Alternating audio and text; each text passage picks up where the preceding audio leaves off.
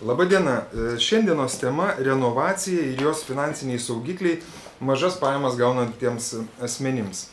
Jeigu pensininkai ar mažas pajamas gaunančios šeimos turi teisę į kompensaciją už šildymą, tuomet visas renovacijos išlaidas padengia valstybė. Netekus darbo, renovacijos išlaidos gyventojams taip pat padengiamos iš valstybės kišenės.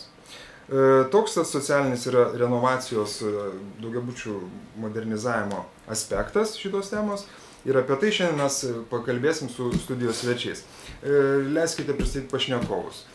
Šalia mane sėdi Aldona Dobrovolskienė, Socialinės apsaugos ir darbo ministerijos piniginės paramos skyriaus vyriausiojo specialistė. Labadiena. Turime viešnią iš Kauno, Apolonija Laukevičienė, buvusi bendrijos pirmininkė. Vilnietis daugiabučio bendrijos pirmininkas Juozas Pukanasis. Taip pat būstų ir urbanistinės plėtros agentūros atstovę turime Danguolę Mikutienę. Sveiki. Ir šiandien svečiuojasi pas mus Swedbank projektų vadovė Edita Rimokaitytė. Labadiena. Taigi, dar noriu priminti žiūrovams, kad klausimus diskusijos dalyviams galite užduoti interneto svetainėje atnaujink.lt.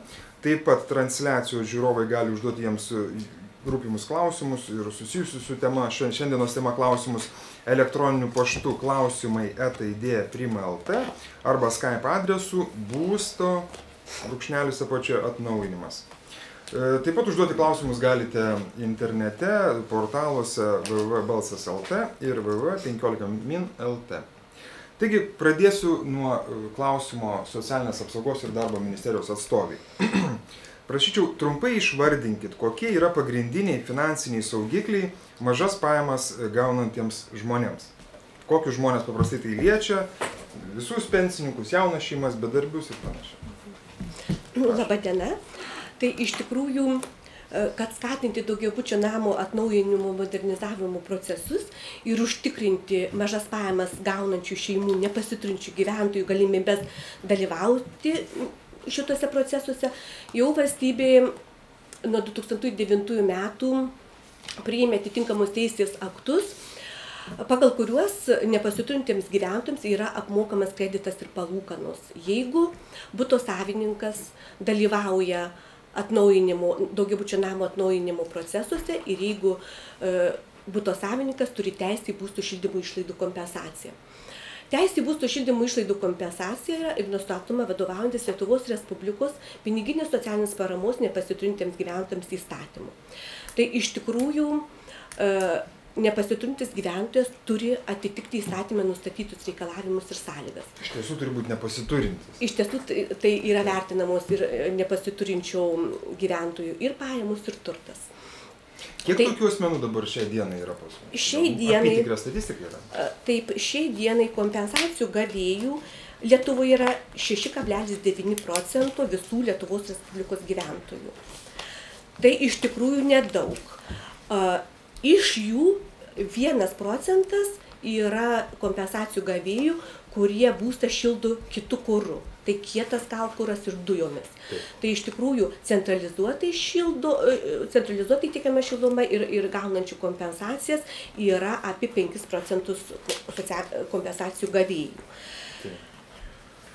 Tai tiesiog jeigu buto savininkas įgyvendina ar įgyvendino valstybės ar savivaldybės remiamą daugiabučio namo atnaujinimo projektą, modernizavimo projektą, tai jis iš tikrųjų turi teisę kreiptis pagal deklaruotą gyvenamą vietą į savivaldybę, ten pateikti prašymą, pateikti reikalingus dokumentus ir iš tikrųjų dažniausiai yra nustatoma ir dažniausiai žmonės gaunantis mažas pajamas turi teisę į kreditų ir palūkanų apmokėjimą. Supratau.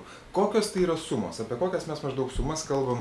Kiek yra išmokama tiems, kaip jūs minėjot, 5–6% socialiai remtinų asmenų piniginė išraiška per metus, pavyzdžiui, biudžeto? Kiek mums tai atsieina maždaug apytikriai? Tai per 12 metų sausio rugsėjo mėnesius būsto šildymo išlaidų išlaidų vandeniui kompensacijoms yra išleista 121 milijonas litų. Tai nemenka suma. Taip. Danguolės norėčiau paklausti, būsto urbanistinės plėtros agentūros atstovės. Ką jūs manote apie tą skaičių žmonių, kurie yra socialiai remtini ir kurie galbūt dalyvauja arba vangiai dalyvauja arba nedalyvauja modernizacijai? Ar tai yra probleminė grupė žmonių plėtojant modernizavimo projektus? Tai kaip ir sakė ministerijos darbuotoja, iš tikrųjų nėra didelis skaičius Lietuvos gyventojų. Kodėl jisai tampa mums toksai reikšmingas? Todėl, kad dažniausia būtent didžioji dauguma to skaičiaus atstovų dalyvauja susirinkimuose. Ir jeigu į susirinkimus privaloma tvarka ir bankininkė kalbės renovacijoje dalyvauti, turi priimti sprendimus 50 plus vienas asmuo. Tai tarkime, name yra 70 būto savininkų, ateina į susirinkimą 40 ir iš jų 30 gali būti tokie asmenys. Nu, kaip pavyzdį sakau, tegu būna jų 10, bet jie yra labai aktyvūs. Ir dažniausiai jie visiškai teisingai. Tiesiog galutinai nulemti negali, todėl kad atvykstame mes, atvyksta bankų atstovai, savivaldybių atstovai ir žmonėms yra aiškinama, kad būtent jūs ir esate ta grupė, kuriai naudingiausia renovuotis. Ir po keleto susirinkimų tie žmonės praregi, sužino ir jie nebeprieštarauja. Tai kur problema? Problema laike. Nes susirinkimas irgi yra šaukiamas ne šiaip sugalvojus, tai yra nustatytas laikotarpis. Ir tarkime, jeigu žmonės nežino ir, kaip mes vadinam, sužlugdo tiesiog patį susirinkimą, jie gali būti 2-3, karštakošiškai rėkia, nieko negirdi, užsiblokuoja visiškai ir tiesiog nieko jau nebegali pasakyti. Susirinkimą reikia atidėti kitam kartui. Tai yra vėl terminas, vėl 2-3 savaitės. Antrą kartą tas pats. Tai yra išsitempia laike pati, sakykime, pati procedūra, startinė procedūra apsispręsti renovuotis.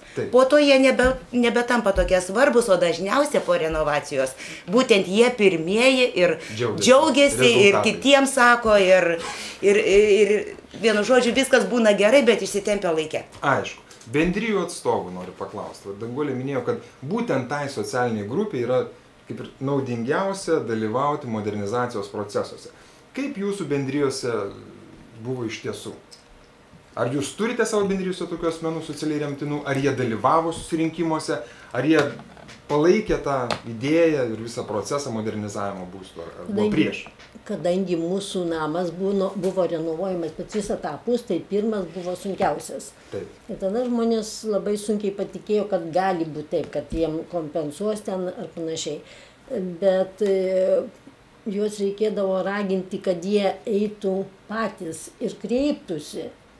Nes daugiausiai būna taip, jie sako, man priklauso daleisim, bet jie patys nesikreipia, kitas negali.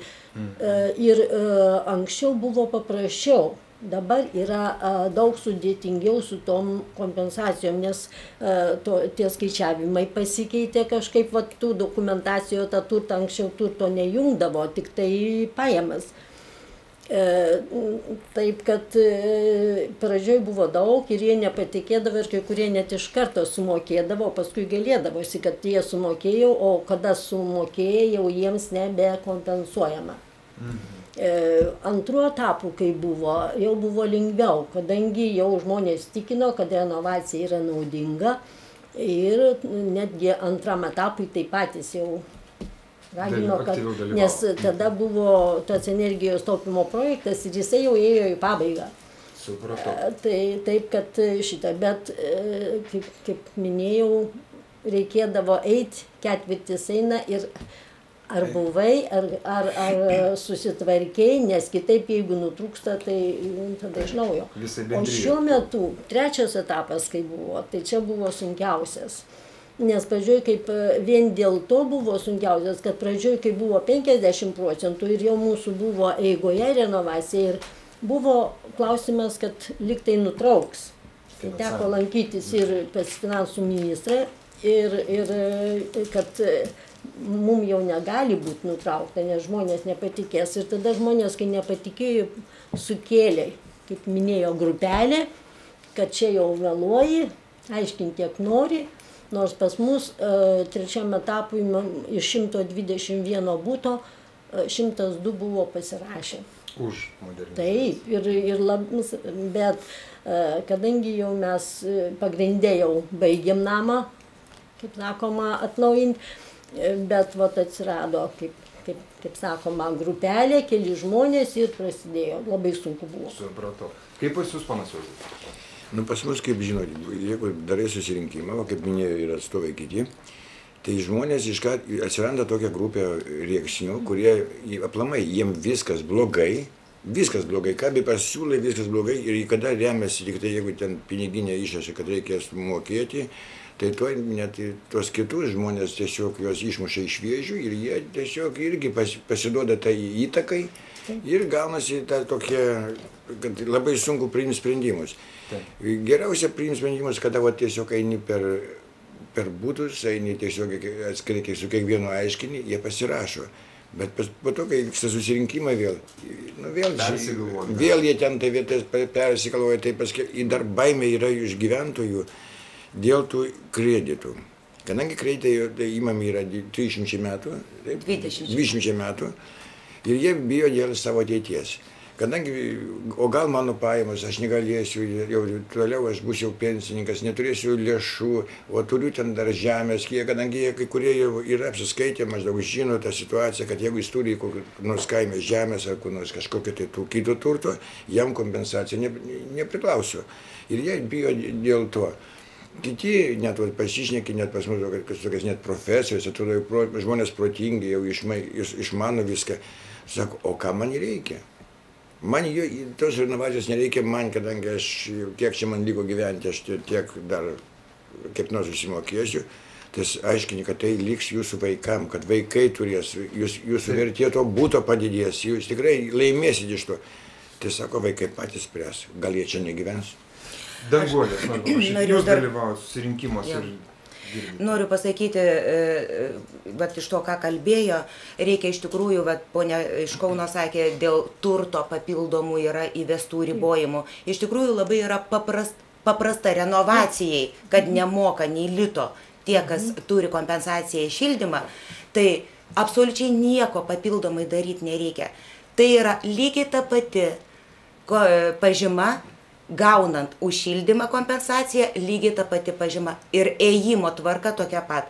Jeigu tai yra pensininkai, tarkime, ilgalaikio to pajamų pagerėjimo nenusimato, tai 2 kartus per metus, o netikėtai praradus pajamas yra 1 kartą per ketvirtį. Dėl turto tikrai reikia žmonėms žinoti, kad jeigu turi mieste gyveni ir turi kolektyvinį sodą ir tas kolektyvinis sodas turi žemės ne 5 arus, o 6 ar 7, tau jau traktuojasi tas turtas, kai tu negausi, bet tu vis tiek negauni kompensacijos ir už šildymą tokiu būdu. Tad papildomai renovacijai nereikia nei vieno popierio ir nei vienos kažkokio vargelio papildomai įdėti.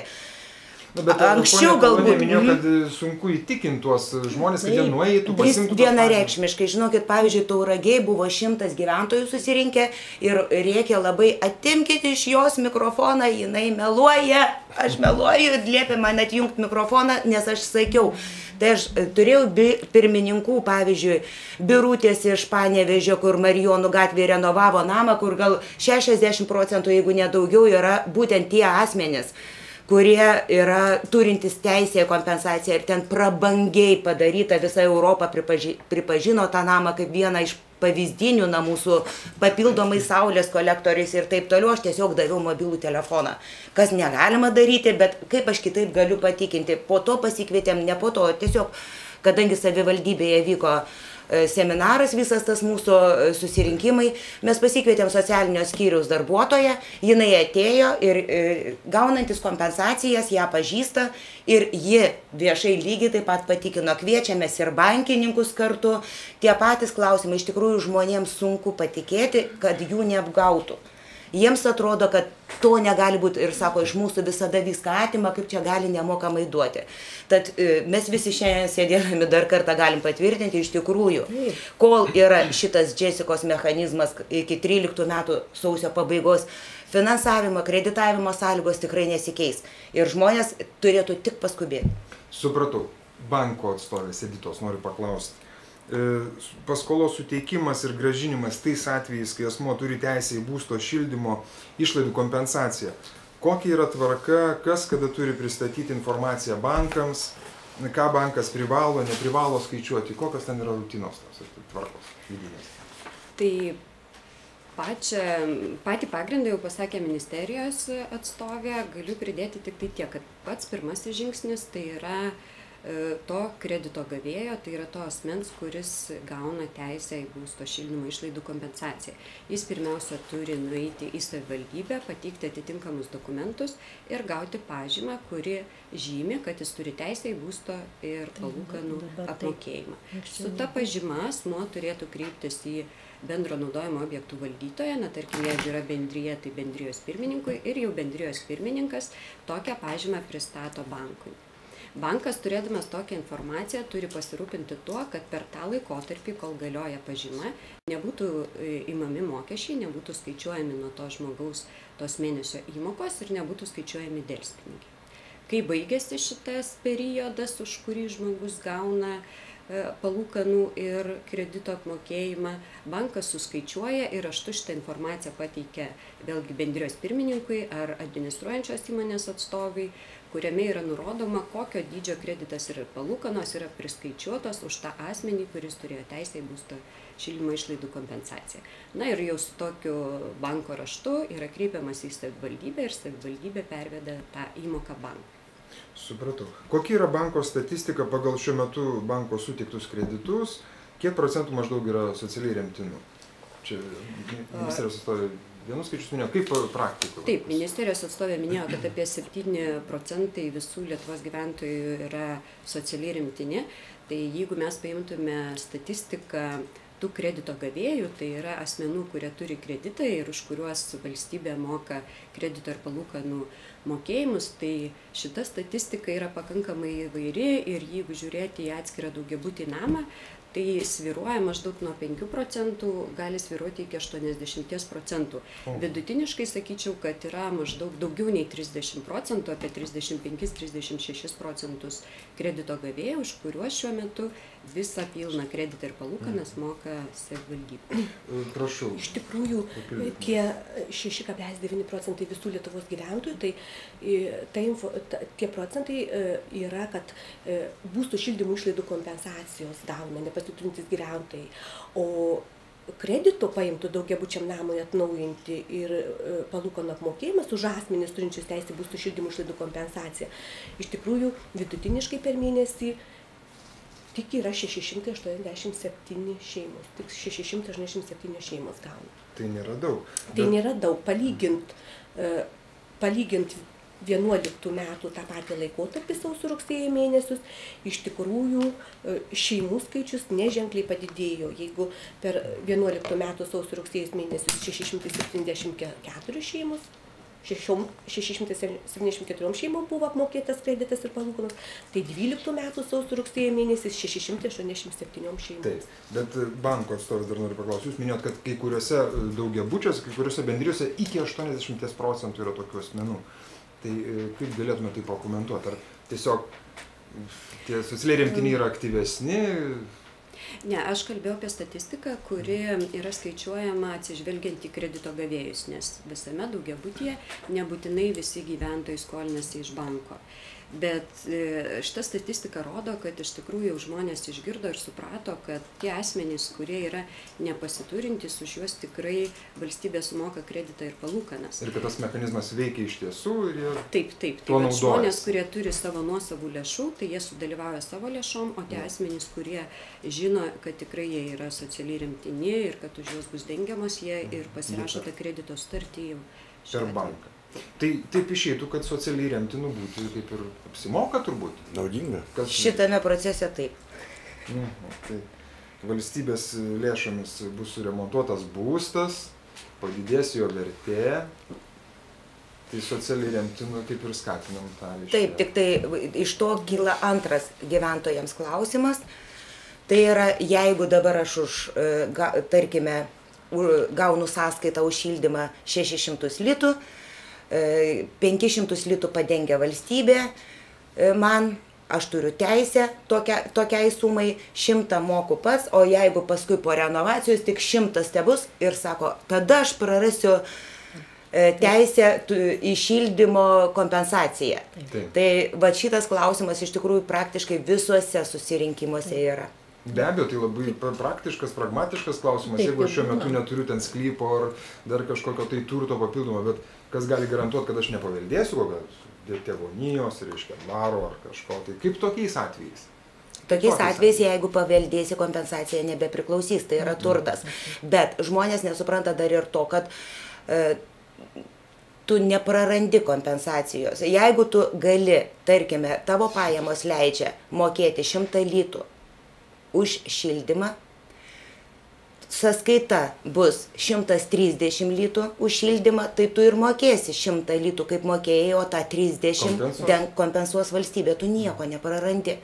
Nes šita kompensavimo įstatyme įvesta savoka, jinai nepriskirta yra prie buto, prie namo konkretaus. Tai yra formulės galiojančios visai Lietuvai, įstatymų nustatyti punkteliai ir jie neturi nieko bendro su tuom, kokia tavo sąskaitos dydis šiandien dienai yra konkrečiame name. Ar tas namas renovuotas ar nerenovuotas, tai yra visiškai neįdomu. Supratau. Siūlau perėti prie klausimų. Gaunam klausimus elektroniniu paštu ir perskaitysiu vieną iš jų. Ar nesiruošiama supaprastinti tvarkos? Šiuo metu gyventojas gauna pažymą iš savivaldybės, pristato administratoriui, administratorius pristato bankui, pasibaigus pažymos galiojimo bankas siunčia pažymą administratoriui, administratorius teikia prašymą savivaldybei, administratoriui šias paslaugas nieks nemoka, supaprastinta tvarka ir taip toliau ir taip toliau. Tai čia labai ilgas klausimas. Klausimas yra toks, ar nesiruošima supaprastinti tų visų procedūrų, rutinų ir... Čia klausimas ministerijos, turbūt vyriausybės lygmeniu. Iš tikrųjų galiu atsakyti į klausimą, kad šiuo metu galioja Lietuvos Respublikos aplinkos ministro ir Lietuvos Respublikos socialinės apsaugos ir darbo ministrų įsakymas dėl kreditų paimtų daugiabučiam namui atnaujinti, modernizuoti ir palūkanų apmokėjimų už asmenis turinčius teisę į būstų šildymo išlaidų kompensaciją tvarkos aprašas. Ta, ką pakomentavo pilietis, tai iš tikrųjų tos procedūros, ta tvarka yra nustatyta šiame tvarkos apraše. Ar jis bus keičiamas ir ar supaprastinamos, tai tiesiog šiandieną nelabai galėčiau atsakyti, nes man atrodo, kad ta praktika jau veikia ir iš tikrųjų puikiai veikia ir visi susitvarko, bendrijos pirmininkai jau žino tą tvarką ir Tai būtų atsakymas toks, nori kompensacijos, tai pasistengkite. Nors nueiti savivaldybę pažymą paimti. Yra dar viena problema ir kategorija žmonių, kurie turi labai menką kompensaciją. Tarkime, 10 litų jam priklausytų ir jie net neina to šildymo kompensacijos 10 dėl 15 litų, sako, aš tikrai neisiu tose eilėse sėdėti. Tai būtent renovuojamų namų gyventojams norėčiau pasakyti, būtinai eikite. Nesvarbu, kad ta kompensacija už šildymą tik 15 litų yra, bet jums tada, jeigu jūs gausite šitą pažymą, atnešite, renovacija nei kiek nekainuos. O jeigu jūs nenueisite, dėl to 10-15 litų nesivarginsi, tai renovacija, žinoma, jums kainuos, nes tai yra dokumentas, kuris pagrindžia, kad jūs turite teisę. Ir tai visiškai nesvarbu, ar tik tai 10 litų jums valstybė kompensuoja, ar 600 kompensuoja valstybė. Jūs tiesiog eikite ir tai nėra labai varginantis dalykas, tiesiog vieną kartą, 2 kartus į metus nueiti ir pasiimti šitą pažymą. Dirbantiems, kad 3 mėnesiai. Prašau, ponia Polonė, turi kažką papildyti. Noriu pasakyti, pas mus Kaune tai yra taip, kad mums, pavyzdžiui, bendryje, kas 3 mėnesius. Ir būna taip, kad vat, ir gaunasi, kad per tuos 3 mėnesius, kol ateina pinigai, palūkanos eina ir būna, kad nusirašo bankas mums tas palūkanas. Klausimas bankininkai, atstoviai, ką jūs, kaip pakomentuotumėte? Nes mes ketvirčiais mums, reiškia, perveda ketvirčiais... Kartą per ketvirtį perveda, taip. Dirbantiems iš viso, kas 3 mėnesiai tos pažymos eina, o pensininkam, o dabar vat, net kaiminė sakė, jai į metus tik tai 2 kartus reikės. Net ne 2, o kas metai tik tai. Ir šis iki buvo, tai dabar jai tik tai kitais metais spalio mėnesį reiškia, seniūnijoje jau, nes mes per seniūniją einam, pažymas imam, o paskui jie ten į socrūpybos skyriai, taip vadinasi, atrodo, ten, atrodo, mes gaunam tada, kad jau jie gauna ir tada mums kas 3 mėnesius, ne kas mėnesį. Tai sukonkretinkim klausimą. Jų žmonės gauna kompensacijas kartą į ketvirtį, kartą per 3 mėnesius, o bankas nori įmokos kas mėnesį. Tokia problema. Taip. Kaip jūs paaiškintumėt šitą situaciją? Na, aš manau, kad čia kažkoks nesusikalbėjimas, nes pagal tą tvarką šiuo metu galiojančią taip neturėtų būti. Kadangi jau minėjau, kad jeigu bankas turi informaciją, turi pažymą, ta pažyma yra laiku pristatyta, tarkime, mums pristato pažymą, kuri galioja lapkritį, gruodį ir sausį. Tai banko veiksmai, bankas turi pasirūpinti, kad visus šitus 3 mėnesius nebūtų nuskaičiuojama ar kitų būdų reikalaujama įmoka nei iš bendrijos pirmininko, nei iš administratoriaus, nei iš pačio gyventojo. Ir kai baigėsi šitos pažymos galiojimo laikotarpis, na šiuo atveju sausio 31 dieną, tai per sekančias darbo dienas, 10 darbo dienų, tai yra vasario pradžioj, bankas turi suskaičiuoti, kiek per lapkritį, gruodį ir sausį tas asmuo turėjo sumokėti kredito ar palūkanų. Ir raštu tokią informaciją pateiktų šiuo atveju bendrijos pirmininkiai. Ir su tuo raštu, su tokia informacija bendrijos pirmininkė kreiptųsi į savivaldybę, kuri ir pervestų tas įmokas už visus tuos 3 praėjusius mėnesius, šiuo atveju lapkritį, gruodį ir sausį. Tai ta tvarka veikia, gal čia yra tik tai kažkoks tai nesusikalbėjimas arba informacijos nepateikimas. Arba nežinojimas tiesiog. Turime dar daugiau klausimų finansų atstovai, banko atstovai. Klausė internetu žiūrovas, kodėl bankas siunčia pranešimus apie skolą gyventojui net ir pasibaigus pažymos galiojimui? Tokia problema gali būti tuo atveju, kai baigėsi pažymos galiojimo laikotarpis, na šiuo atveju, kaip aš daviau pavyzdį, sausio pabaigoje, tai pagal visą šiuo metu galiojančią tvarką savivaldybės pervestos lėšos užtrunka maždaug mėnesį laiko. Tai vat per tą mėnesį laiko banko sistemos ne visada supranta, kad tos lėšos nėra gautos ir tai yra kaip ir signalas, kad asmuo vėluoja mokėti. Tai tą problemą turėjome, žinome, informaciją buvome gavę, tai pastaruoju metu tikrai pasirūpinom, kad tokios informacijos nebūtų siunčiama. Bet čia dėl to, kad automatizuotos sistemos ir jos... Automatizuotos sistemos ir dėl to, kad tas pinigų pervedimas iki banko, jis tai užtrunka mėnesį, o kartais ir daugiau, jeigu kuri nors grandis pavėluoja tą informaciją pateikti. Ir sistema tiesiog fiksuoja kaip vėlavimą. Taip, nes gaunasi mėnuo ir daugiau vėlavimas už tuos praėjusius. Supratau, bet žmogus gavęs tokį, reiškia, supyksta labai. Taip, ir turėtų negaut, bet jeigu gauna, kreiptis į banką. Tai ką daryti tiesiog? Nu, vat gavo. Paskambinti banką turbūt. Arba nemokamą liniją mums paskambinti, mes tada kreipiamės irgi dėl konkretaus atvejo, irgi ir ponė Edita tikrai mielai visada atsisėda ir būna sudėtingesnių atvejų ir tikrai būna sudėtingų atvejų ir tikrai galite skambinti arba tiesiai į banką, arba į būsto agentūrą ir tikrai neišsigąsti, o tiesiog žinoti, kad... Visi klausimai išsprendžiami, reikia draugiškai, geranoriškai juos spręsti. Gal čia dabar, gal biškai dar kas nors iš dalyvių papildytų, kartais kyla klausimai tokie, o jeigu aš sąmoningai pabloginsiu savo finansinę padėtį, tai yra... Pretenduodamas į statusą, kaip tokiu atveju, tiesiog gal čia finansininkai geriau bankai... Toks gudravimo. Šiuo atveju bankas neskaičiuoja ir neima kredito ir palūkanų nuo tų asmenų, kurie turi pažymą. Jeigu bankui yra pristatoma pažyma, kuri rodo, kad tas asmuo turi teisę, tai tikrai bankas nėra ta institucija, kuri imasi tirti ir analizuoti to asmens turimą turtą, pajamas, nes visą tą veiksmų seką jau atliko savivaldybė ir tikrai mes papildomai jokių patikrų. Danguolė, ką jūs galite pasakyti apie šitą problematiką, kad kai kurie žmonės yra linkę gudraut? Tiesiog, žinokit, yra tam tikros tarnybos, kurios labai operatyviai gudrautojus gaudo. Aš kiek pasižiūriu per televizorių, sakė, pašalpas atvažiuodavo su naujos klasės BMW pasiimti, o dabar tokių nebėra. Aš manau, kad mūsų valstybėje veikia puikiai vyriausybė. Vyriausybė turi tam tikrus svertus ir mechanizmus gaudyti gudrautojus. Nei tai banko aptarnaujančio Jessica, nei tai būsto agentūros reikalas. Manau, visi turi dirbti savo darbą.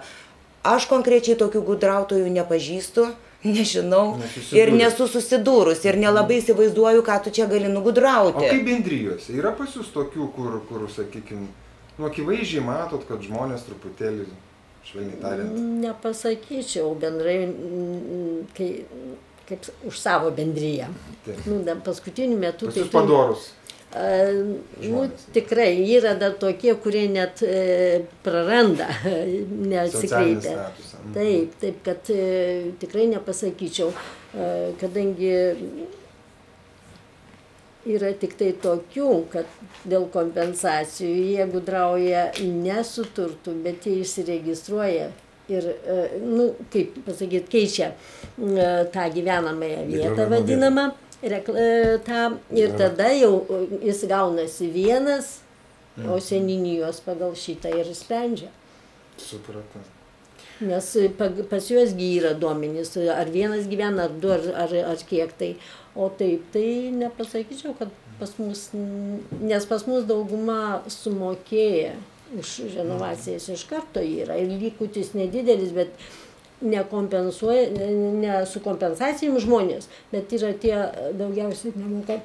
Kaip jūs atsiprašau? Pas mus tai tokių atvejų pasitaiko ir ypač yra tų, kurie tikrai gyvena prabangiai ir ten kiekvienas šeimos narys turi naujausias mašinas, o mokesčių nemoka ir tiesiog jie būna užsiminėję biznių, tokius šešėlinių. Ir jie pajamų, rodo, kad jie neturi pajamų ir eina į tą, kaip Vilniuje į Kauno gatvę, ten socialinės rūpybos skyrių, gauna ten pristatytas pažymas ir jiem būna kompensacijos. Tai pasižiūrėjau, kad tikrai tos kompensacijos kartais yra, vyriausybė juos švaisto gal ir nepagristai. O bendrijos nariai, tai gal gali tokį kaimyną kažkaip sugėdyti? Tai žinote, ką ten. Jis atneša dokumentus, tu nieko negalėsi, jis dokumentus pateikia. Formaliai kaip ir teisus, bet žmogiška prasme. Ministerijos atstovas, prašau. Tai iš tikrųjų galiu replikuoti į tos nuogąstavimus, nes nuo šių metų sausio 1 dienos įsigaliojo Lietuvos Respublikos piniginių socialinės paramos nepasiturintiems gyventojams įstatymas, jis yra žymiai griežtesnis ir iš tikrųjų, jeigu jūs žinote tokių atvejų, tai būkite sąmoningi piliečiai, prašome pranešti į savivaldybės socialinės paramos skyrių. Aktyvios bendruomenės turi tuos piktnaudžiavimo atvejus į viešumą skelbti ir iš tikrųjų imtis visų priemonių, kad tokie asmenys negautų. Bet kaip kaimynai bus traktuojami tokiu atveju? Sakys, skundikas. Yra, mes gaunam ir kaimynų skambučių ir iš tikrųjų tikrinamos tos šeimos ir lankomasi namuose, apklausomi yra kaimynai, ar iš tikrųjų gauna kitų pajamų, kurias iš tikrųjų žmogus nuslėpia rašydamas prašymą dėl piniginės socialinės paramos. Tai iš tikrųjų tokių atvejų pasitaiko, tačiau jeigu mes būsime visi pilietiški ir aktyvūs, ypatingai bendruomenės, tai tų atvejų tikrai nebeliks. Jo, nes turim visi žinoti, kad iš tiesų kompensacijų, jūs, kaip minėjot, yra išmokama virš 120 milijonų litų iš biudžeto. Iš visų mūsų, reiškia, mokesčių mokėtojų pinigų. Tai jeigu mes turime tokių atvejų, tai prašome pranešti į socialinės paramos skyrių, tikrai socialiniai darbuotojai mielai patikrins, mielai aplankys tas šeimas. Gal prieš pranešant dar bendrijų viduje galima ten žmogiškai nueit, pasikalbėti, pasakyti, kad tai negražu ir bandyti taip spręsti. Danguolė, jūsų noriu paklausti, jūs dalyvaujate aktyviai ir daug susirinkimuose bendrijose. Ar teko girdėti kažką, tai reiškia, tarp bendrijos narių, nesutarimų dėl jų socialinio statuso? Žinokit, iš tikrųjų neteko, tikrai nuoširdžiai sakau, nei viename susirinkime tokio klausimo nebuvo net keliama. Čia daugiau galbūt konkretus bendrijų pirmininkai, kurie pažįsta kiekvieną šeimą, pažįsta kiekvieną žmogų, jie galėtų pasakyti apie jų turtinę padėtį. Šiaip susirinkimuose bendras vaizdas yra toks, kad praktiškai daugiabučiuose gyvena panašių pajamų žmonės. Jie ir rengiasi panašiai, su panašios klasės mašinom važinėja arba nevažinėja. Tiesiog, žinokit, iš tikrųjų nematau didelio skirtumo ir nematau nei pono, nei vargšo susirinkime. Visi labai panašiai atrodo. Supratau. Grįžkim prie socialinio to statuso ir tų kompensacijų mokėjimo. Kokias su renovacija susijusias išlaidas valstybė kompensuoja visiems daugiabučių atnaujinimo programos dalyviams? Prie tokio, dar kartą praščiau pakartoti gal aplinkos ministerijos atstovai. Aš iš socialinės apsaugos ir darbo ministerijos, bet tiesiog galėčiau pasakyti, kad teisinis pagrindas Pagal Lietuvos Respublikos valstybės paramos būstų įsigyti ir išsinuomoti ir daugiabučiams namams atnaujinti, modernizuoti įstatymą, kuris yra priskirtas aplinkos ministerijos reguliavimo sričiai, yra nepasitintiems gyventojams yra apmokamos atnaujinimo modernizavimo projektų parengimo išlaidos, jo įgyvendinimo administravimo. Tai projekto rengimas, Taip, projekto administravimas, administravimas. statybos techninės priežiūros išlaidos ir kredito draudimo įmoka. Supratau. Čia naujas dalykas yra tik tai, reiškia, 4 tas punktas, nes kiti punktai, kaip suprantu, Danguolė, yra apmokami visiems, net ir socialiai neremtiniams. Vienareikšmiškai. Tai, o pagal Lietuvos Respublikos piniginės socialinės paramos nepasiturintiems gyventojams įstatymą apmokamas kreditas ir palūkanos paimtas jau konkretiems darbams atlikti ir apmokama visa kreditų ir palūkanų suma. Visas kreditas. Taip, tenkantis buto savininkui, tenkanti kreditų ir palūkanų dalis, kuri yra nustatyta, išdėstyti tam tikram laikotarpiu, jeigu, tarkime, buto savininkas skolinasi ten 10 metų, ten 10 000 litų, tai iš tikrųjų tos įmokos banko atstovų turi būti išskaidytos kiekvieną mėnesį, tenkanti įmokos dalis ir tą tenkančią įmokos dalį valstybė apmoka 100%. Supratau. O renovacijos proceso metu žmogui, kuris turi teisę į kompensaciją, jam išlieka ta kompensacija? Taip. Šildymo kompensacijos vis tiek mokamos? Šildymo kompensacijos yra apskaičiuojamos pagal faktinį sunaudojimą energijos. Jeigu, tarkime, 50 kvadratinių metrų butui žmogus išleidžia daugiau kaip 20 gaunamų savo pajamų, tai iš tikrųjų tada ta jau virš 20% nepasiturintis gyventojas turi mokėti už būsto šildymą, už nustatytą įstatymų normatyvą. Jeigu šitos išlaidos yra didesnės kaip 20%, tada mokama kompensacija. Tai po renovacijos kaip žinia, energiškai efektyvinus. Taip, ir tos išlaidos žymiai sumažės. Tai galime teigti, kad tiesiog tas gyventojas neišleis savo to 20% gaunamų pajamų. Ir jis nebegaus. Taip. Tai kažkaip ir Danguolė, jūs gal galite šitą vietą plėtoti. Aš, matot, vėlgi galiu sakyti tą patį, ką ir sakiau, nes tai lygiai taip pat mįslingai skamba, ką ir dabar, jūs šnekėjo, tarsi mįslė ir paslaptis ir tarsi kažko nebegaus. Tai galiu pasakyti, kaip gavo, taip gaus, bet aš ne procentais, o labai paprastai. Nu, tarkim, žmogaus pensija yra 900 litų, jis gyvena vieną šitame bute ir jo sąskaita už šildymą yra 600 litų, ar ne? Tai ir patys paskaičiuokit dabar. Taip, tai 900 litų gaudamas žmogus 900 litų pensijos, jis už normatyvinį būsto plotą, jis tai turi mokėtis nedaugiau kaip 20% savo gaunamų pajamų, atėmus dar valstybės remiamas pajamas. 350 litų. Tai tada jis už 50 kvadratinių metrų turi išleisti nedaugiau kaip 110 litų. Bet jis gauna sąskaitą 600 litų. Tai ir valstybė po 110 visą tą sumą kompensuoja valstybė. Po renovacijos 300 te bus sąskaita, jo pajamos nepasikeitė. Ir toliau skaičiuojama pagal tą pačią formulę.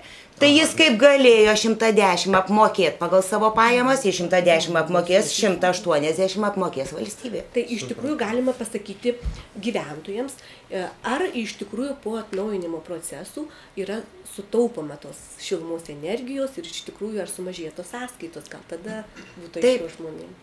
Sąskaitos sumažėja, bet žmonės ir sako, dabar bus tik 300, tai galbūt aš jau nebegausiu kompensacijos. Tai mes tą ir aiškinam, kad kompensacija skaičiuojama ne tavo būtui, ne tavo namui, tai yra formulės, kurios apskritai paskaičiuoja pagal, kaip ponė, ir taip. Ir jeigu tavo pajamos leidžia apmokėti 110 litų, ar dabar, ar po renovacijos? Visiškai nesvarbu ir nesvarbu, tu gali išsikelti kitą miestą, pajamos tavo nepasikeitė ir tu vis tiek 110 turi apmokėti. Jeigu aukštesnė sąskaita yra, valstybė kompensuos, kaip kompensavo. Čia tiesiog sumažės valstybės kompensacija. Vienareikšmiškai, jie tiesiog gaus mažesnės sąskaitas ir valstybė mažiau turės už juos sumokėti, o gyventojų nuo to niekas nesikeičia. Ir jeigu jisai gaunasi, kad mokėti jam mažiau negu 110, jam tada tikrai jau viskas, jau jisai reiškia. Tai jam, jeigu mažiau, tai ir gerai. Tada sakau, jau kompensacija jau jam nebe. Ne, tai jam ir taip iki jeigu 110 ir nepriklauso. Ne, bet paskolą, jeigu jis paėmė, sumažėjo šildymas, bet jau tada, reiškia, jam gaunasi kompensacijos, negauna ir negauna, jam nedengia kredito. Ne. Čia vėlgi tai yra visiškai skirtingi du dalykai, kurie neplakami į krūvą. Vienas dalykas yra faktas prieš renovaciją, o toliau yra normatyvai, pagal kuriuos yra skaičiuojama žmogaus teisė turėti teisę į kompensaciją. Jinai neturi nieko bendro, ar tas namas yra renovuotas ar nerenovuotas. Tai yra visiškai nesurišti dalykai. Po renovacijos žmogus tiesiog sąskaita bus mažesnė. Jis tik nepasikeis, jis bus socialiai remtas. Jo pajamos, tai yra pririšta prie žmogaus pajamų. Jeigu žmogaus pajamos nepasikeitė, tai yra nepagerėjo, o tik pablogėjo, jeigu pasikeitė į blogąją pusę, tai aišku, daug kas persiskaičiuos. Bet jeigu jo pajamos yra stabilios, tokios pat, tai kokią jis turėjo teisę į kompensaciją, ar virš 100 litų jau valstybė kompensavo, tai ir toliau bus, ar virš 300 litų. Tai ir toliau lygiai taip pat valstybė kompensuos. Aš šitą klausimą ir sakau, šitą pasakiau, dėl to, kad žmonėm aš ir taip ir aiškinau, kad jum neprapuls, o jie netikiu. Tai daug kas netikiu, taip aš už tai ir sakau. Tai dabar, ponia Polonė, galėsit parodyti savo kaimynams, kad taip iš televizoriaus pasakė ponia Danguolė. Tai turbūt patikės. Čia ne ponia Danguolė, čia ponia ministerija, pasakė ponia bankininkė, ir tai yra tiesiog įstatymuose įteisinta forma. O žmonėms tikrai sunku patikėti, kad tai yra. Supratau. Grįžkim prie klausimų. Dar vienas klausimas atėjo elektroniniu paštu. Kaip turi vykti daugiabučio namo modernizavimas, laiptinės langų keitimas? Mūsų namas nepriklauso bendrijai. Kas čia galėtų atsakyti? Tai tas pats analogiškai, ar bendrija, ar administruojantį įmonę turi tą patį statusą, padaro susirinkimą to namo gyventojų ir priima sprendimą, kad ten renovacijos, būtent namą renovuoti, į renovaciją įeina ir laiptinės langų keitimai. Blogiausiu atveju gali ir taip, be renovacijos gyventojai patys savo lėšomis pasikeisti. Dar norėčiau papildyti, jeigu ponas pirmininkas paminėjo du atvejus, tai yra bendrija arba administratoriai, kurie gali inicijuoti renovacijos procesą arba paprasto remonto procesą. Yra trečias atvejis, kai nėra. Ir daug būna klausimų, ką mums daryti. Pas mus nėra nei bendrijos, nei administratoriaus. Taip, tai yra jungtinės veiklos sutartis. Susėda 4 ar 5, ten dažniausiai būna nedideli namai. Jie patys susimeta, pasidaro, kas jiems reikalinga, kad nebūtų papildomų išlaidų. Bet nusprendžia, yra 3 ir daugiau būtų, jie nusprendžia daryti renovaciją. Jie turėtų nueiti notariškai, pasitvirtinti jungtinės veiklos sutartį ir pagal ją gali dalyvauti renovacijos programoje ir bankai pripažįsta šitą sutartį, lygiai teisė renovacijos proceso dalyviai gali būti. Supratau. Čia remiasi į civilinių kodeksų, nieko nesidėsi. Tas pats analogija visų. Taip, vien tik tai laiptinės langų pakeitimas negali būti traktuojamas kaip visas modernizacijos projektas. Čia tik kaip etapas gali būti. Kaip vienas iš priemonių. Viena iš priemonių. Supratau. Dar klausimas. Žmogus rašo, kad štai aš neturiu darbo, ar galiu savo jėgomis su tokiais pat kaimynais kaip aš pats, reiškia, modernizuoti būstą ir gauti visas išmokas. Tiesiog aš pasiūlyčiau šitam ponui paskambinti nemokamų telefonu 8800-200012 ir dar kartą sakau 8800-200-12 ir tikrai suteiksime pilną informaciją, kaip vykdoma renovacija. Ir dar noriu pasakyti, kad nuo šių metų sausio mėnesio administratoriui, kuris vykdo renovaciją, yra mokama alga. Valstybė kompensuoja šitas išlaidas, tai yra 35 centai už kvadratinį metrą. Tai yra, jeigu tikrai yra norintis aktyvus renovuoti namą žmogus, jisai gaus dar ir algą. Supratau. Taip, prie ministerijos socialinės apsaugos ir darbo ministerijos atstovės noriu grįžti ir paklausti. Gal dar kartą galėtumėt pakartoti, kokius konkrečiai dokumentus reikia pristatyti, norint šitų išlaidų? Iš tikrųjų, tai kiekvienai šeimai tie dokumentai gali būti skirtingi. Tačiau jeigu kreipiasi pensinio amžiaus žmogus, tai jam tik reikia turėti asmens tapatybės dokumentą, parašyti prašymą dėl kreditų ir palūkanų apmokėjimo ir daugiau nieko nereikia pateikti, kadangi duomenys yra gaunami iš informacinių sistemų. Ir kadangi tiesiog asmens dokumentas ir parašyti prašymą. Jeigu tarkim, yra šeima, yra dirbančių žmonių šeimoje, tada turi pristatyti darbo užmokesčio pažymas. Jeigu žmogus kreipiasi, tarkime, lapkričio mėnesį ir jis nori įgyti teisę į būsto šildymo išlaidų kompensaciją apmokant kreditą ir palūkanas, jis turi pateikti arba 3 praėjusių mėnesių pajamas, arba einamojo mėnesio. Iš tikrųjų, tai vėlgi lemia, ką jis veikia iki kreipimosi mėnesio dėl teisės nustatymų, o jeigu pajamos nesikeitė, tuomet 3 paskutinių mėnesių pajamos. Taip pat turi pateikti informaciją apie savo turtą, kilnojamą, nekilnojamą, piniginės lėšas turimuose bankuose ir yra nustatoma jo teisė tokiu būdu. Tai jiems daugiau dokumentų reikia negu pensininkams? Tiesiog jie turi pateikti informaciją, pildydami prašymą, o ta informacija yra apie turtą nekilnojamą, apie jų vertės yra taip pat gaunama per informacinės sistemas. Tai žmonėms praktiškai turi pateikti tik tais pažymas apie darbo užmokesčių, kadangi negauname per informacinę, o visa kita informacija savivaldybės prieinama savivaldybėms duomenų bazėse ir pasitikrina ir surenka visą reikalingą informaciją. Aš dar noriu pasakyti apie dar vieną tokią kategoriją klausimų. Bankininkė turbūt galėtų labai aiškiai paaiškinti klausytojams ir žiūrovams. Tai yra vėlgi pensijinio amžiaus žmonės, kurie nori savo turtą padovanoti anūkui. Taip. Ir labai dažni klausimai yra, jeigu anūkas yra nepilnametis. Kaip mes žinome, renovacijos procese gali dalyvauti tik būtų savininkai. Taip. Ir tada pensininkai, kurie apsidrausdami savo tolesnės vizijas gyvenime, kai jų jau nebebus, jie dovanoja nepilnamečiui, anūkui vienam ar kitam butą ar keliem ir sako, sustos visas renovacijos procesas, nes mes aiškinam, kad savininkai, kas tada būna tie būto savininkai ir ar gali šitas būtas pretenduoti irgi gauti kompensaciją iš valstybės. Na, būto savininkų ir be abejo kredito gavėjų gali būti bet kuris asmuo. Tik tai, jeigu kalbam apie nepilnamečius, tai šiuo metu civilinio kodekso nuostatos nustato papildomus tokius apribojimus dėl paskolų teikimo nepilnamečiam.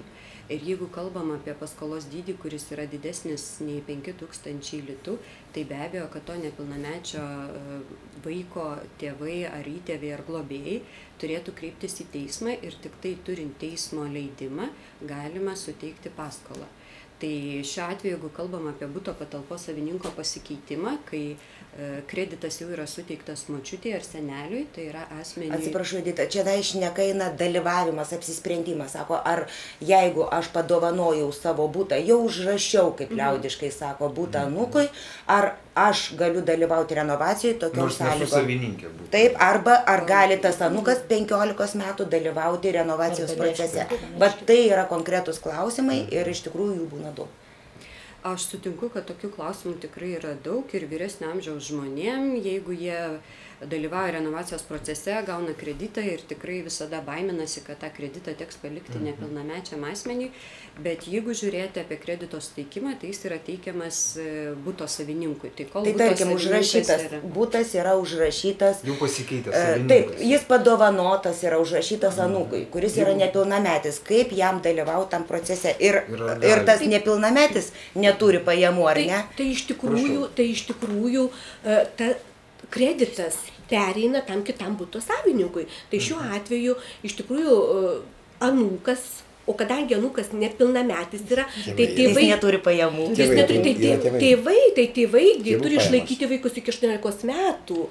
Tai tiesiog vertinsime tėvų, to šeimos, visą atsakomybę, visas pajamas, visą turtą. Ir jeigu to anūko tėveliai nustatysime, kad jis iš tikrųjų, jie yra nepasiturinti šeima, tai kodėlgi neperės tas kreditų ir palūkanų apmokėjimas kitai šeimai. Bet tėvai sako, man tas būtas nepriklauso. Kodėl aš turiu mokėti kompensaciją už man nepriklausantį būtą? Iki 18 metų. Atsako tėvai. Jo, vaikų išlaikymas yra priskirtas tėvams. Ir vaikai iki 18 metų pagal civilinį kodeksą turi būti išlaikyti tėvų. Jeigu mokosi, tai dar ilgiau. O jeigu mokosi dar ilgiau, tai tiesiog šiuo atveju iš tikrųjų turėtų kreditų ir palūkanų įmokoms pasirūpinti anūko tėvai. Taip, banko atstovė Edita, noriu jūsų paklausti, ar dažni atvejai iš praktikos, iš patirties, ar būna tokių atvejų, kad jau kredito išmokėjimo metu pasikeičia savininkai būtų ir ar būna tokių situacijų? Niršta, pavyzdžiui. Tikrai būna, Parduoda, nes natūralu, tai būtas yra ir perduodamas, ir parduodamas, ir paveldimas, tikrai tokių atvejų yra.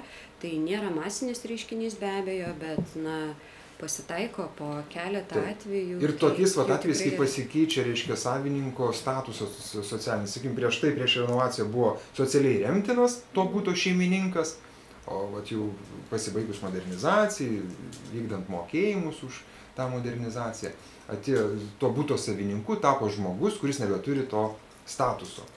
Kaip tokiais atvejais? Tai yra standartinis atvejis, jeigu pasikeitė būto patalpos savininkas, ta informacija yra užregistruojama pagal atitinkamus teisės aktus, tai yra nekilnojamo turto registre yra įteisinamas tas naujasis savininkas. Ši informacija yra pateikiama bankui ir bankas jau žino, kad nuo šiol kreditą grąžins ir palūkanas mokės ne tas asmuo, kuris prieš tai turėjo būtą, bet jau naujasis savininkas.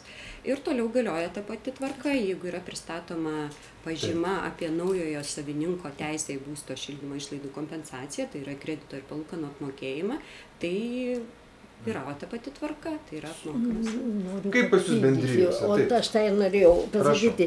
Pas mus, pavyzdžiui, dabar, kai parduoda būtus, kadangi jau paskolos paimtos. Jau pas jūs modernizuotas būstas, jau gyvena dabar viskas. Šiltai ir pigiai. Ir kada parduoda būtus, tai pirkėjas su pardavėju sutarė. Jeigu jie susiderina, kad, reiškia, kainą nuleidžia, tada tas pirkėjas priima ir paskolą. O jeigu ne, jie taip susitarė, kad, reiškia... kad paskolos įsipareigojimas lieka vis tiek senam šeimininkui? Taip, arba pardavėjas, reiškia, sumoka visą sumą. Taip. Ir tada lieka jau viskas paskola padengta. O jeigu pirkėjas sutinka taip su pardavėju, tai tada jau jisai jam pereina tą paskolą ir jisai moka tada. Tai ar galimas toks atvejis? Pasikeičia būto šeimininkas, būto savininkas, senasis turėjo, reiškia, prievolę mokėti paskolą, o naujasis sutarė su pardavėju to būsto, kad tau liks paskola, įsipareigojimai bankui, o aš tai nusiperku būtą be tų įsipareigojimų. Ar galima tokia situacija? Teoriškai tokių situacijų neturėtų būti, todėl kad kai yra pasirašoma kredito sutartis, tai šitas faktas turi būti registruojamas nekilnojamo turto registre. Ir toks faktas yra registruojamas tiek viso namo lygmenyje, tiek ir atskirų būtų savininkų lygmenyje, kurie turi kredito sutartį. Ir jeigu vyktų pirkimas pardavimas, tai be abejo notaras ir pirkėjai pardavėjai turėtų pamatyti tą faktą nekilnojamo turto registro įraše, kad yra suteiktas kreditas. Tada pagal galiojančius teisės aktus, kai yra parduodamas toksai būtas ar perleidžiamas ar dovanojamas, tai savininkai turėtų kreiptis pirmiausia į banką ir gauti banko atitinkamą raštą apie esamus įsipareigojimus. Tai yra apie esamo kredito likutį tuo metu ir jeigu, tarkim, savininkas, kuris parduoda ar perleidžia turtą, yra neatsiskaitęs, tai bankas nurodytų ir tą sumą, kuri yra neatsiskaityta su banku iki to sandorio momento. Ir su tokiu banko raštu pirkėjas įgijėjas, pardavėjas pirkėjas kreiptųsi į notarą, notaras turėtų atitinkamai visą tai forminti pirkimo, pardavimo ir įgijimo sutartyje. Ir toje sutartyje turėtų atsispindėti tokie klausimai atsiskaitimo, kaip jie ten susitarė, ar dengia, ar pasilieka, ir jeigu būtų sutarta, kad dengia tą sumą, tai be abejo turėtų sutartyje atsispindėti, kad ta padengta kredito suma turi būti grąžinama bankui, nes su banku turi būti atsiskaityta pirkimo pardavimo metu arba tas kreditas perduotas. Bet jeigu tas socialiai remtinas, įsivaizduokime situaciją, socialiai remtinas žmogus pardavė savo butą, naujam buto šeimininkui pasakė, okei, visi įsipareigojimai lieka ant manęs, o jis dabar nei būto neturi, nei... Negali tik taip būti, įsipareigojimų. todėl kad šita paskola nėra pririšta prie fizinio asmens. Pririšta prie nekilnojamo Jinai yra turto. pririšta prie konkrečios vietos, prie to būsto ir skaičiuota pagal to būsto kvadratinius metrus. Ne pagal Tas žmogaus būstas gali pajamas. užstatytas banke. Vienareikšmiškai. Ne, jokių būdų. Tas neįkeičiamas šiuo atveju jokio. Neįkeičiamas joks turtas, todėl kad lygiai taip pat nusipirkti gali iš asmens, kuris mokėjo paskolą bankui ir 5 metus jau mokėjo ir liko dar 15 metų mokėti. Ir nusprendė žmogus parduoti. Taip. Jis parduoda tą butą ir nusiperka savininkas, kuris Naujasis. turi teisę į kompensaciją, į šildymą ir karštą vandenį. Ir tas butas pradės nebemokėti, tai yra už jį dengs valstybė. Turbūt labai retas atvejis. Dar norėčiau tuo noriu pačiu, pasitaikyti. kadangi reiškia, mūsų bendryja, taip, per bendryją moka. Bankui. Taip, iš bendryja pati moka, bendrijai sumoka, reiškia, Gyventojai. gyventojai ir paskui jau... Bendrija atsiskaito su Taip, kreditoriu. su banku.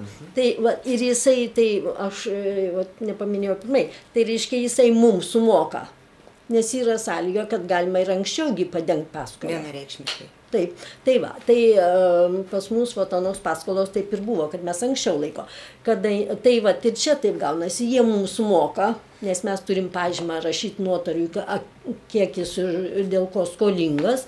Ir tada, kada jisai va, sutarė, jie ten, savininkas mums sumoka iš karto ir va, gaunasi, tai sakau, va, tada mes daugiau bankui pervedam ir su įspėjame. Čia mes turbūt šnekam apie senąjį finansavimo modelį, o ne apie dabar vykstantį. Nes mes čia visi... Čia yra senasis modelis, dabar jisai yra kitoks ir finansavimo tvarka yra tokia pagal Jessica, kokia yra. Dėl to mes ir buvo kenčiam kitokia. su skolininkais. Ten anksčiau, kiek žinau, net nebuvo fiksuotų palūkanų. Kiekvienas eidavo, tardavosi su banku, kokią gaudavo. Tokie ir būdavo Klaipėdoje, daug labai buvo problemų vienai bendryjai, kuri... Pirmą, antrą paskolą mes ėmėm, buvo 11% fiksuota, nei daugiau, nei mažiau. O šitą tai jau... Tai yra senasis Taip, modelis, sakau, mes- kurios sąlygos jau yra pasikeitę Taip, keli taip. metai ir... Finansiniai dalykai labai aktualūs, manau, tai tema gali būti ateičiai, kitai vaidai. Grįžkim prie kompensacijų renovacijos projektuose. Studento Modesto klausimas elektroniniu paštu. Tai tos kompensacijos už renovaciją liečia tik pensininkus ar ne tik juos? Ar tai liečia daugiavaikės šeimas, ar liečia ir studentų šeimas, studentų bedarbių šeimas? Absoliučiai Čia tas- visus asmenys Lietuvos liečia, gyventojus. visus Lietuvos gyventojus, studentam taip pat labai apsimoka daryti renovaciją. Tai va, Jeigu socialinės jie apsaugos- yra būto savininkai, dar kartą tą pabrėžiu, nuomininkai renovacijos daryti negali. Bendrabučio Savininkai. Bendrabučio gyventojai, jeigu yra savininkai, Jeigu savininkas teisinė nuosavybė. nusprendė, savininkai, tarkime, 4 savininkai turi 9 aukštų bendrabutį, ar ne? Ir jie nusprendžia daryti renovaciją, tai žinoma, jie gali. Jeigu studentas yra būto savininkas, jis gali dalyvauti renovacijos programoje. Bet aš, Prašau. atsakydama į klausimą konkrečiam studentui, noriu pažymėti, kad iki 24 metų besimokantis studentai yra įskaitomi į savo tėvų šeimos sudėtį. Tai šiuo atveju, jeigu jisai tik mokosi, tačiau nedirba, teisę į būsto šildymo išlaidų kompensaciją, apmokant kreditų ir palūkanas, nustatysim ir atsižvelgiant ir tėvų pajamas ir nagrinėsime tėvų užimtumą ir kilnojamą turtą. Ir visas Iki kaip- 24 metų. jeigu studentas nedirbantis, jis yra Tiesiog įskaitomas. studijuoja. Taip. Ir jis turėtų būti dar ir nevedęs, nesukūrė savo šeimos. Nevedęs, Bet jeigu jis nesukūrė yra šeimos. sukūrė savo šeimą 19 metų Ir turi vaikutį. ir turi vaikutį, jisai tada jis bus traktuojasi atskira jau Kaip šeima. mūsų kaip šeima Tai jau atskira. tada į tėvų turtą jau nebeveža. Ne. Jeigu jis yra vedęs ir studentas ir turintis vaikų, taip jis bus kaip atskira šeima su savo šeima. Supratau. Kągi, laida artėja į pabaigą. Kaip gerai. Gal pabaigai reziumuokim, kaip jau įprasta, šios dienos temą. Labai norėjau dar vieną klausimą. Prašau, ponia Polonė. Ryšim su kompensacijom. Pas mus yra šeima, reiškia taip. Reiškia, mama, daleiskim, gyvena Kaune, nu va, mūsų name, Taip. o sūnus buvo registruotas Nu, Kitoj ir čia. vietoj. Taip, bet jisai nuo 91 metų gyvena kaime ir jis ten mokesčius, gyvenvietėje mokesčius moka viską. Bet kada kreipėsi dėl kompensacijos, kadangi seniūnijai mato, kad jis registruotas čia buvęs, nors jis ten faktiškai ir kompensacijos, sako, jau nebepriklauso. Nebepriklauso. Tai moteriškė sako, kad sako, mes visai skiriam. Vat štai norėčiau. Tai iš tikrųjų teisė į kompensacijas nustatoma būste gyvenamą vietą deklaravusiems asmenims. Tai jeigu šiuo atveju mama su sūnum, tai mama ir sūnus sudaro šeimą, taip? Ten šeima, pilnai to šeima yra įsvedęs ir ten šeima gyvena su vaikais, su viską, taip, bet atskirai. formaliai registruotas, deklaruota, kad čia gyvena. Taip, tai vis tiek pasikartosiu, kad teisė į kompensacijas nustatoma būste gyvenamą vietą deklaravusiems asmenims. Tai šiuo atveju, jeigu studentas ar ta šeima jaunoji gyvena kitur faktiškai, tačiau deklaruota gyvenamoji yra vieta su tėvais, tai taip pat turi teisę nustatoma ir kitos to šeimos deklaravusių šeimos tame būste. Nesvarbu, kad jis ten negyvena. Formalizuotas turėtų būti, kaip suprantu, Bet gyvenama ryšim su pajamom turi ir jo šeimos pajamos. Visas jo šeimos pajamas pirmiausia, pagal šeimos teisę į šildymo išlaidų kompensaciją. Kągi, laida baigėsi, dėkui dalyviams ir iki kitų susitikimų.